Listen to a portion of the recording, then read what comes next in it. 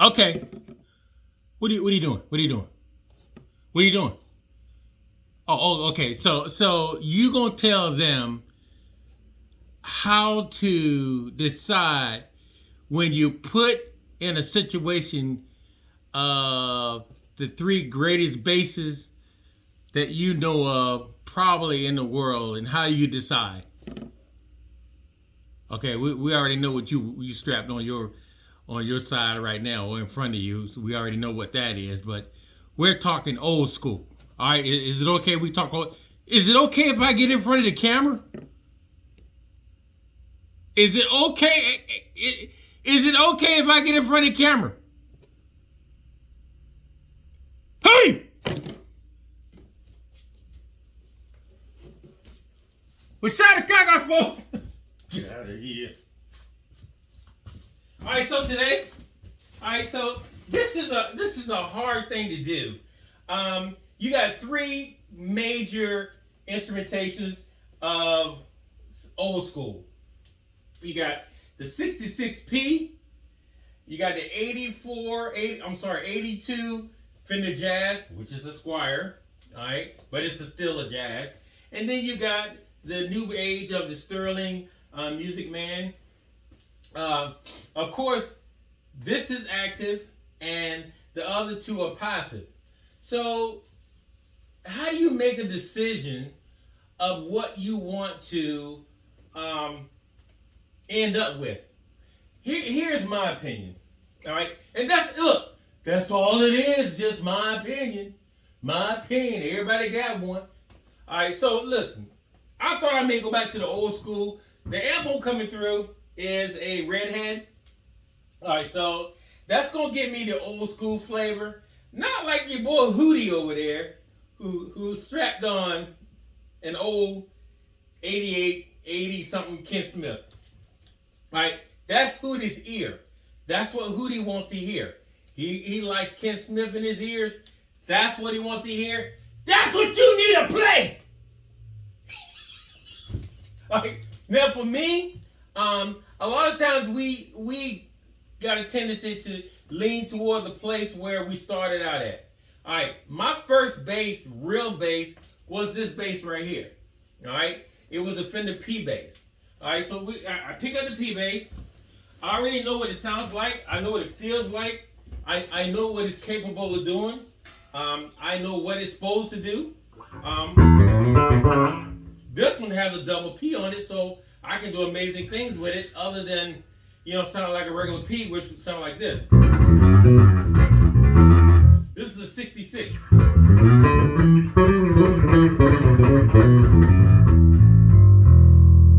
Alright, but now I have that other pickup in the back. It gives me this.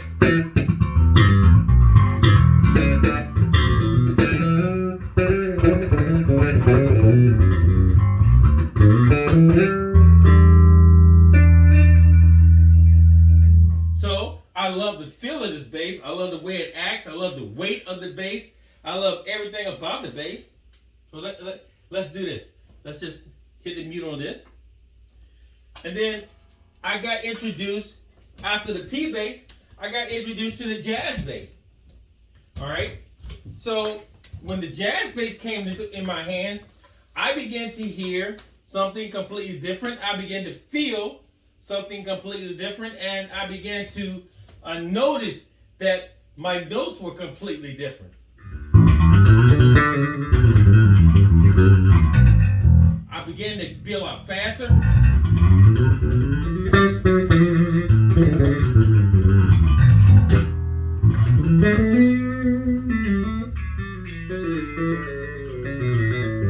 And I began to hear a lot more distinct of notes. It wasn't as thick as the P. It was a lot more up in my face.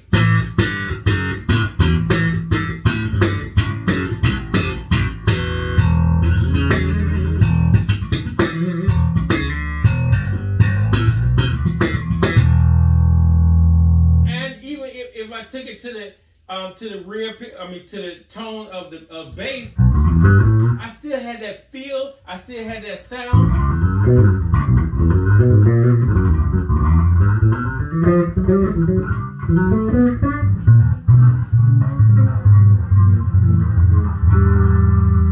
I still had the opportunity to go to the rear pickup and get a different sound.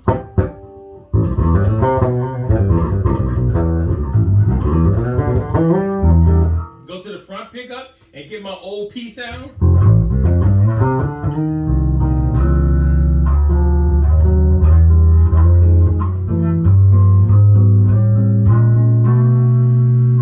And also bring the other one in and get that whole new brand new school of early 70s sound.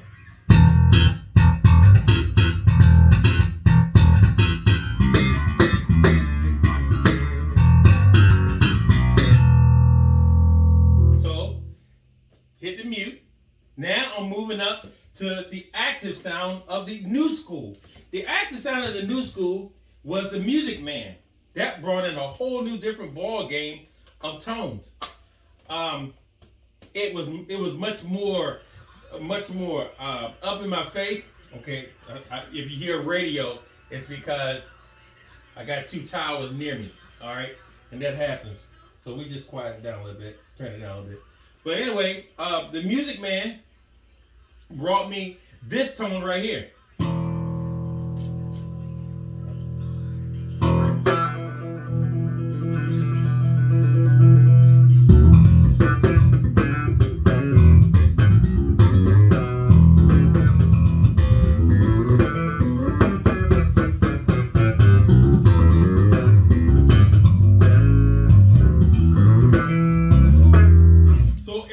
I was listening for on the P bass and the jazz bass is now inside this Music Man, but it's like a 1,000 times hotter and 1,000 times cleaner.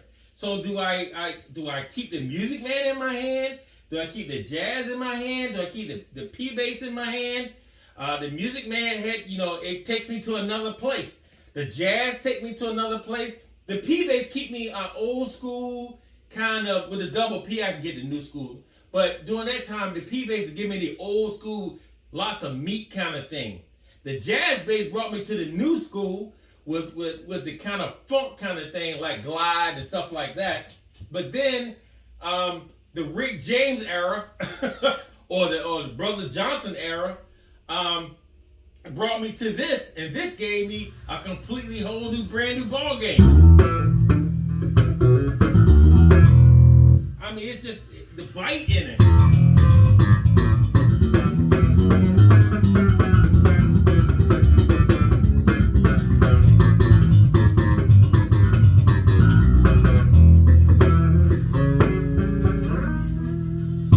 It just gave me a whole new different ball game. So, wow, how do you pick between what, how do I pick between what's good for me and what I want to keep in my hands? Well, there are many more basses out there nowadays. There are, Fedaros and F basses and Muckaroy basses, and there are S bass, Carl S basses. I begin to see the Carl S coming up, and you have the Wind basses and Padulas. You have the Ken Smith, of course, the all-time great. And then you got other brand new basses that's coming out right now that's just completely amazing. I don't know, it's hard to keep one bass in your hand. You got the new Sires out right now. You got the, and that comes in like 100 versions. V1, V7, V2, M this, M that, every other week is a new series. But they still great bass. You got the bass mods that's out right now. It's just a lot of basses that's out right now that you can choose from. Here's the greatest part of my opinion. Put the bass in your hand that feels good to you. Never go by a name. A name, back in the day, a name used to mean quality. If you had this certain bass, had that name on it, you know that your daddy, your great-granddaddy, and great-great-granddaddy played that bass. And that bass was cool. Or your great-grandma or your grandma played it, or your aunt and your uncle played it. So it was a cool bass because it's still hanging around. As time changed, music changed. but I really believe that old school is coming back. So you're gonna have to put something in your hand that's available to you and available to your hand and your field. The main thing what you should put in your hands is what makes your sound, what you sound like, not what Dick, Tom, and Harry sounds like, or Jane, Sue, and Wilhelmina. Not what they sound like, what you sound like. You got to put you in your hands so people can understand what you're trying to say. But if you get the same bass that everybody else has, because everybody else has has that bass, where's your voice? It's like me taking, and you know, no disrespect, but it's like me sitting at home learning Victor Wooten all day, every lick Victor ever done. When I go out to perform, guess who I want to sound like? Absolutely. So if I'm sitting in the audience, my first thing to say to you is, when am I going to hear you? All right? Same thing for basses. You know, you got to get a bass that speak your language. It may not be none of these. It could be something cheap. It could be something extremely expensive, like a Olympic bass or something. You know, that's about the most expensive. That and the Ritter. Ritter's really up there, you know, and price wise. I mean, it's so many basses out there that's top of the charts. I mean, there are great basses coming out of Europe. I said the Ritter already, and then you got LaFay. You know, I own a LaFay, and I think that LaFay is amazing.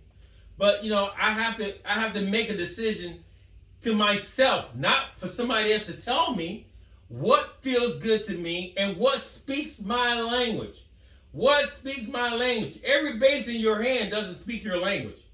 It may talk close to what people need. It may speak what you want to say, but it doesn't speak your language. All right? So you have to come to a conclusion of what bass to put in your hand that when people hear you, no matter if they see you, they know it's you.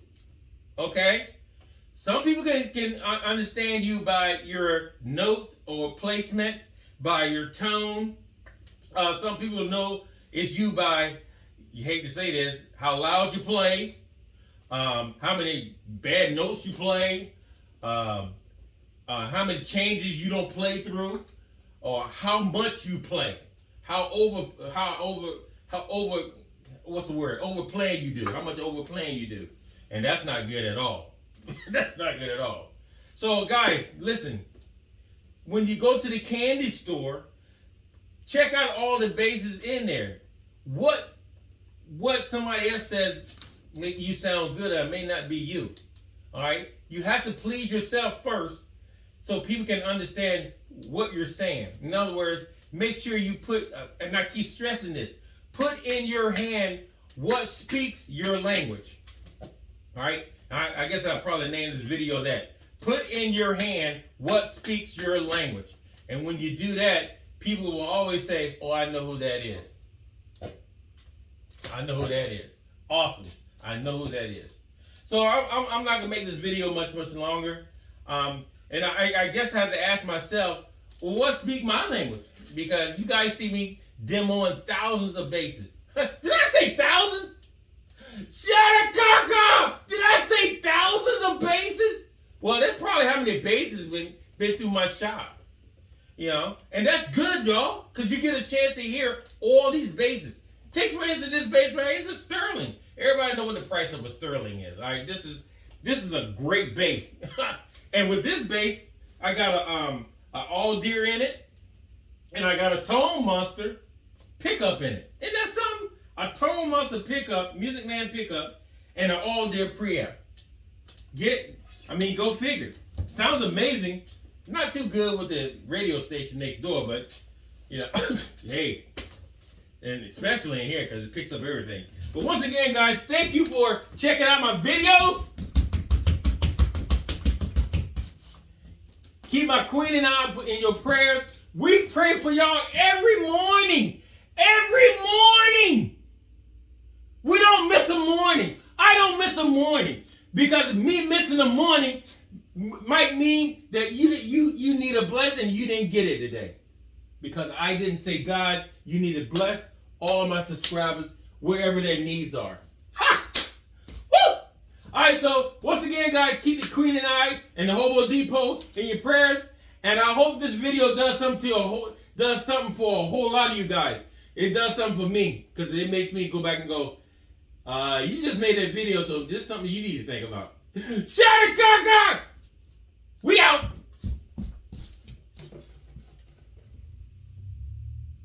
Cut the video off, Udi. Cut it off.